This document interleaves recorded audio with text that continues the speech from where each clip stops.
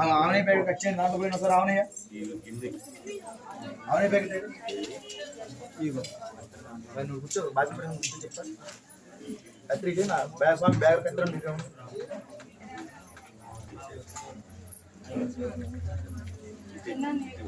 స్వామి పక్కన